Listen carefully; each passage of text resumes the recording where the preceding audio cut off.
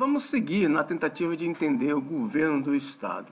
O governador Mauro Carles esteve ontem em Brasília, ainda está nesta sexta em Brasília. Deve ser, não se sabe se por vontade própria ou por circunstâncias, ele está acompanhado apenas de 2 assessores, né? O seu assessor especial, o chefe de gabinete de Minalan, uma pessoa de confiança desde a campanha para deputado estadual, e o secretário de Infraestrutura. A comunicação do governo divulgou que o governador esteve ontem com o ministro da Infraestrutura lá e com o ministro da Casa Civil, o Onyx, né? Então, o governador teria pedido aí, junto a esses ministros, teria feito gestões pela construção, pela liberação da ponte de Xambioá, que tem aquele problema jurídico lá, sobre a BR Transbananal, né? Que é importante a sua construção para o Estado.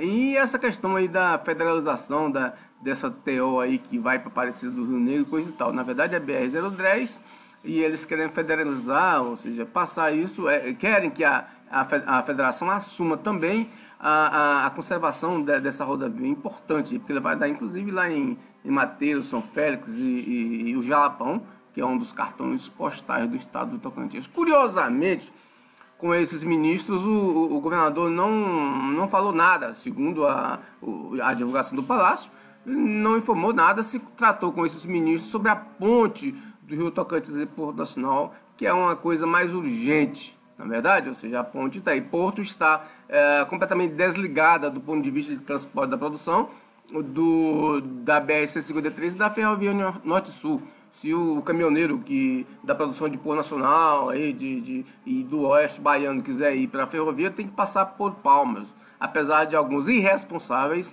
ainda transitarem por aquela ponte com caminhões acima do peso, com cargas acima do peso, com uma fiscalização precária do governo do Estado.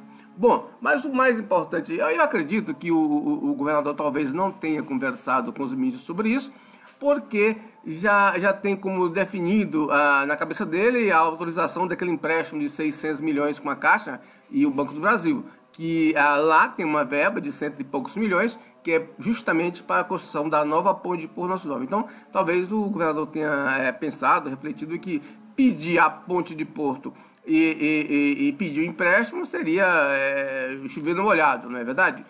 Mas é uma confissão de que os parlamentares do ano passado, na questão envolvidos com campanha eleitoral, não colocaram nada de emenda para a construção dessa ponte, porque senão, caso contrário, o governador teria tratado, na verdade, da liberação das emendas para a ponte e não do empréstimo para a ponte, ou estou enganado? Bom, mas o problema aí é o seguinte, que o governador discutiu com o Onyx a possibilidade do governo federal apressar esse enquadramento do governo do Tocantins, ou seja, o empréstimo não saiu até agora porque o governo está desenquadrado, está na letra C da Secretaria da Educação Nacional. Por quê? Porque não tem condições, não tem capacidade de pagamento. Ele tem capacidade de endividamento, mas não tem capacidade de pagamento, ou seja, ele não está conseguindo poupar nem para pagar, repor as prestações que estão descontadas diretamente no fundo de participação, as prestações dos empréstimos já existentes, que são descontados no FPE. Então o governo não está poupando nesse valor, ou seja, ele está sem capacidade de pagamento.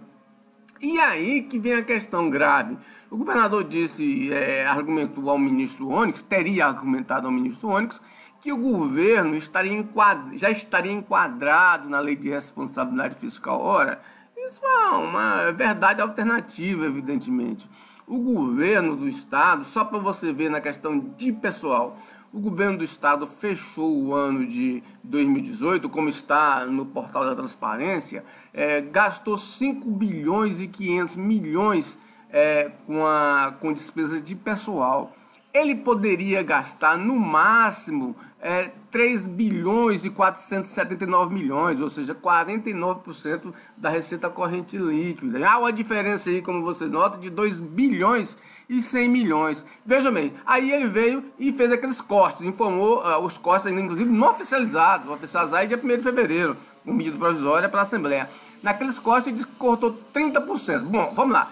30% em cima da despesa com o pessoal dá 1 bilhão e 600 milhões, ou seja, deduzindo esse 1 bilhão e 600 milhões dos 5 bilhões e 500 que ele fechou 2018, nós teremos aí 3 bilhões e 970, quando ele só pode gastar 3,479 bilhões para enquadrar nos 49%, ou seja, ele ficaria ainda assim consumindo 55%, que seria 3 bilhões e 900 milhões, então 55% da receita corrente líquida. Então, veja bem, ele não está enquadrado coisa nenhuma, mesmo se ele cortar os 30%, ele ainda vai ficar desenquadrado. Veja como está a situação do governo do estado. Se você pegar esses 5,5 bilhões que ele consumiu só com despesa de pessoal em 2018, isso aí representa 78% da receita corrente líquida do final do ano, que estava por volta de 7 bilhões e 100 milhões. Resumo, o governo, mesmo cortando os 30% que ele está anunciando aí, que vai oficializar no dia 1º de fevereiro, a partir na próxima semana, ele ainda ficará gastando 55% das receitas correntes líquidas com despesa de pessoal. Ou seja, e olha, vejam só, no orçamento de 2019, que também deve ser apreciado no dia 1º de fevereiro, o governo estima que irá gastar esse ano 5 bilhões e 800 milhões com despesa pessoal, 300 milhões acima do que gastou em 2018. Então, é uma barafunda total. Mas o governador foi lá no ministro e cobrou do ministro a agilização do enquadramento do governo, dizendo que o governo já estaria enquadrado. Ora, essa avaliação só deve ser pontuada no final do quadrimestre. E tem mais. Esse empréstimo aí, quando foi aprovado lá por Caleço no Legislativo, aprovado segundo a lei, conforme a lei de responsabilidade fiscal, ou seja, o governo estava desenquadrado, já estava desenquadrado desde Marcelo Miranda e muito. E Marcelo Miranda ele só ficou enquadrado um quadrimestre, o governo está desenquadrado. Então, como que os deputados, qual a brecha que os deputados fizeram para provar isso? Como Marcelo Miranda também fez uso disso?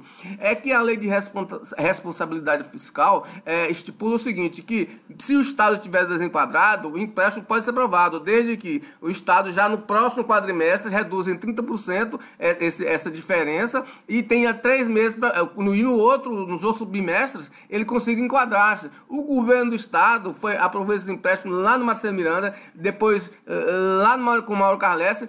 Em nenhum momento, em todos esses quadrimestres aí, o governo não cumpriu o que os deputados usaram como forma para poder aprovar esses empréstimos. Ou seja, o governo foi enganando, os deputados do governo tentando enganar a LRF. Desde Marcelo Miranda, aprovaram com em cima desse dispositivo que tem que reduzir 30% no próximo quadrimestre e assim por diante, e eles não reduziram nada, aliás, fizeram foi aumentar as despesas com o pessoal. Então, isso é uma enganação.